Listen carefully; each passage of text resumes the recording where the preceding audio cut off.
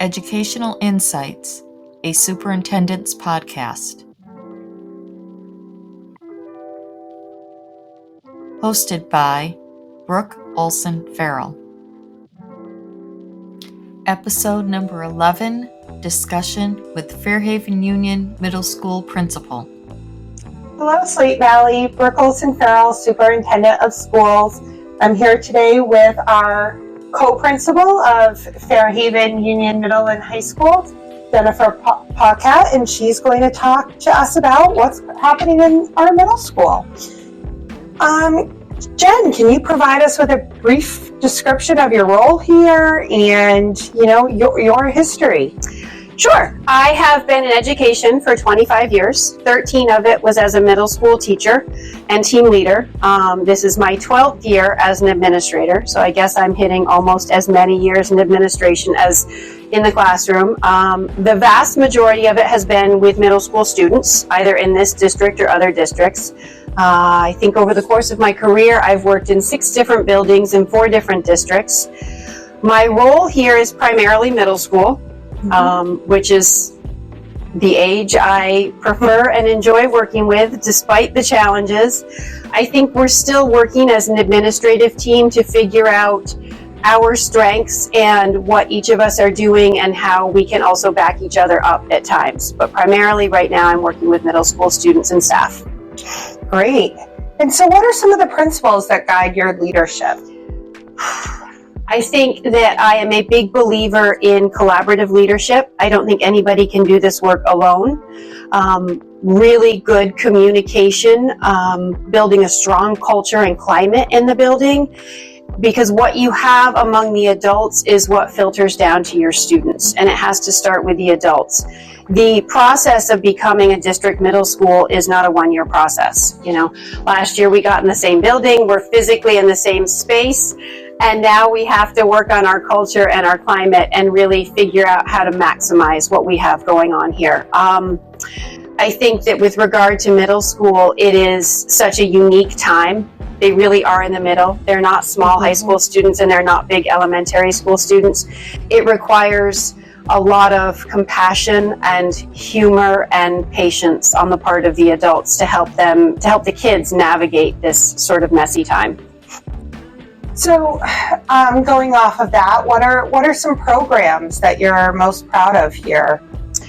I think this year we're doing a lot of reflection on the programs. Again, it's a process to become a district middle school, and we're bringing here what we had in each of our other schools, each of our sending schools. And so I think there were some, at times, assumptions that everything we did in our elementary schools would happen here. And this year I'm trying to focus on, as we do each of these things, reflecting with the students and the adults to figure out our purpose and make thoughtful decisions moving forward. So for example, after our rafting trip, which has been going on for years at Fairhaven Grade School, particularly proud of that because I started that one at Fairhaven Grade School as a teacher. But thinking about it, does it make sense we do it in 7th and 8th? Is it worth the expense? What is the purpose of the trip? And from the reflections the kids did and the adults did, I think we've determined it makes a lot of sense at the beginning of 7th grade to keep that as a team building activity, but maybe not do it again for our 8th graders. So to me, this year is about reflection and refinement and making thoughtful decisions. Advisory program is a big one. That's important in middle school. It's your home away from home, so to speak. And we've done some great work with that 7 through 12 this year. And we've got some different things going on in different spaces, and we want to get that aligned, so there's some commonalities. We also just finished session 1 of lifetime activities, which I think is great for kids because it gives them a chance to build relationships and engage in activities that they might not otherwise engage in. So how does the school engage parents in the community? There's some pretty typical ways. We have an open house in the fall. We have student conferences in the fall and the spring. We have, a monthly newsletter that I'm working on. We have, email. We put stuff out in our social media platforms. I do think that is an area for growth. I think it is challenging for families to move from our elementary schools to this school and feel a bit of a disconnect. So one of the things I'd like to do with the staff is develop almost like a scope and a sequence for, you know, in 7th grade, our families need this level of communication. And the goal is to create independent learners, right? But never leave the families out of it. So how do we move you through 7th grade and 8th grade to be ready to be a freshman? And I think that there's more communication we can do with our families as they're coming into 7th grade, and then help build those independent learners as we move through. So how are we addressing academics at the middle school? I think that academics are obviously absolutely critical. Again, the adolescent is in such a unique place, developmentally, cognitively, socially, physically, psychologically, that I think the key priority in middle school is to play off of their natural tendencies. They have a strong sense of what is fair and just. It doesn't always match the world around them, but they have a strong sense of that. And so keeping them excited and engaged and curious, helping them figure out what they're passionate about, what they love, what they care about. They're working so hard to develop their own identity that our curriculum really needs to help them in that process and to identify their own interests. So I think it's about academics, but it's also about helping them move through the process of going from a child to beginning to be an adult, to be a citizen, to find purpose, to find engagement. So those are the areas I think we want to really zero in on. Absolutely. What are some challenges or opportunities that you might see? I know this is only the second year of the middle school, so I'm sure there are some. It is only the second year of the middle school. For myself personally, it's just a year of taking it all in, which is a lot. I think that there's two challenges that I see. Communication, both internally and externally. So again, how are we communicating as a staff? We have staff that are just middle school. We have staff that are shared between the middle school and the high school. So we have to develop the ability to make sure everybody's included in those conversations and those decisions. And we've talked a little bit about parent and family communication. So I think we've got to work on communication. I think we've also just got to, again, reflect on everything that we're doing and make sure we're moving forward intentionally. We're in the same physical space. We've got to build our culture and climate, and we've got to develop our identity as a district middle school and develop our traditions. And some of the systems at elementary schools fit, and some that are 9 through 12 fit.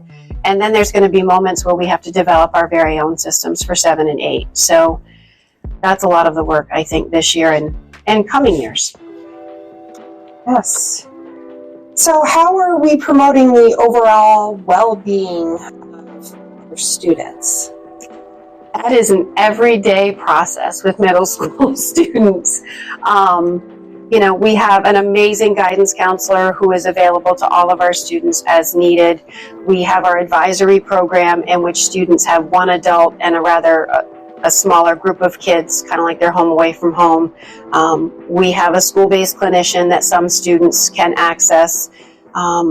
So we have some pieces and parts in place. I think one of the biggest challenges will always be for middle school students, helping them and supporting them in navigating those peer relationships, which shift on a daily basis. It's hard to figure out for them, and they need support. But at the same time, they also need to grow in their ability to do this on their own. So I think it's also developing a staff that understands the adolescents and knows when to intervene and when to let them do it on their own. And that's a little bit of an art, in my opinion. So we've got to provide some professional development to our staff and make sure all of our kids have access to those supports. Yes. So in looking towards the end of this year into next year, what are some exciting things on the horizon for the middle school? We've started oddly enough, talking about our end of the year plans, which is, again, something we're going to move through similarly to last year probably, and then reflect on and think about, because it's a great time of year for us to start identifying our own new traditions, Right. and figure out what it's going to look like as a district middle school. So hard to believe we're thinking about the end of the year, but Yeah. we already are. It will be quickly upon us. Yes, it will. Is there anything else you wanted to say about the middle school? I don't think so. Again, I think my message is it's a work in progress. It's easy to think we're here and it's done, but it's not. Physically being in the space is the first step. And then there's multiple steps after that. So I appreciate the patience of families and the communication as we figure out our identity and develop our traditions as a middle school. Well, thank you, Ms. Paquette, for joining us today. And until next time, Slate Valley. Slate Valley Unified Union School District, May 2024.